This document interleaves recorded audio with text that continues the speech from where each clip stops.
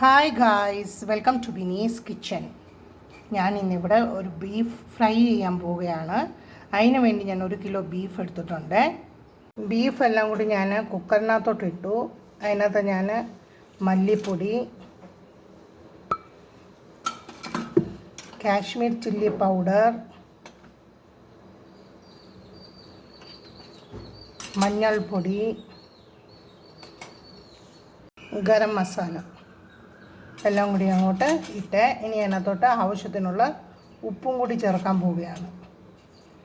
ആവശ്യത്തിനുള്ള ഉപ്പ്, പിന്നെ ഇതിനകത്ത് ആവശ്യത്തിനുള്ള കുരുമുളക് പൊടി 1 സ്പൂണ് കുരുമുളക് പൊടിയും ചേർത്ത് ഇനി നമ്മൾ ഇതിനകത്ത് നല്ലപോലെ ഇതെല്ലാം കൂടി ഒന്ന് മിക്സ് ചെയ്യുവാണേ. എല്ലാം കൂടി മിക്സ് ചെയ്ത് കുറച്ച് വെള്ളം ആഡ് ചെയ്യുക. നമ്മൾ കുക്കറിനകത്ത് വേവിക്കുമ്പോൾ ഒരു 5 വിസിൽ വരണം, എന്നാലേ കറക്റ്റായിട്ടത് ഇറച്ചി വെന്ത് നമുക്ക് കിട്ടത്തുള്ളൂ.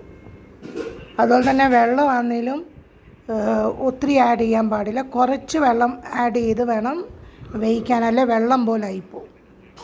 ഇറച്ചിക്കകത്ത് അധികം വെള്ളം ആഡ് ചെയ്യാൻ പാടില്ല.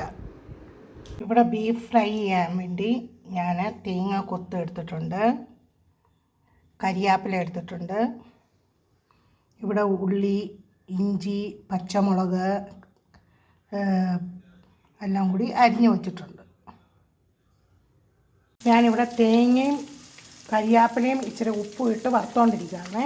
ഇനി അതിനകത്തോട്ട് തന്നെ ഉരുളിക്കകത്തോട്ട് തന്നെ ഞാൻ സവാള അരിഞ്ഞത്, ഇഞ്ചി, വെളുത്തുള്ളി, പച്ചമുളക് എല്ലാം കൂടി ഇട്ട് ഞാനൊന്ന് വഴറ്റിക്കൊണ്ടിരിക്കുകയാണ്. ഇതിനകത്തോട്ട് തന്നെ ഞാൻ പട്ട, ഗ്രാമ്പൂ, ഏലക്ക, പെരിഞ്ചീരകം എല്ലാം കൂടി ഇട്ടിട്ടുണ്ട്. ഇനി നമുക്കതിനകത്ത് കുറച്ച് കാശ്മീർ ചില്ലി പൗഡർ, കുറച്ച് മഞ്ഞൾപ്പൊടി, ധനിയ പൗഡർ, പിന്നെ ഇച്ചിരി ഗരം മസാല ഇടുകയാണ്. ഇവിടെ നമ്മുടെ ബീഫ് വെന്തിരിപ്പുണ്ട്. ഇനി ഇത് നമുക്ക് ഉരുളിക്കകത്തോട്ടിടാം. അങ്ങനെ നമ്മുടെ ബീഫ് ഫ്രൈ ആയിക്കൊണ്ടിരിക്കുന്നു. ഞാൻ ഉരുളിക്കകത്താണ് ഉണ്ടാക്കുന്നത്. അങ്ങനെ നമ്മുടെ ബീഫ് ഫ്രൈ റെഡി.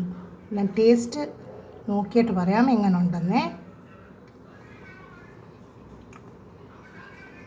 സൂപ്പർ, അടിപൊളി. Thanks for watching my video. Please like, share and subscribe my channel. Thank you.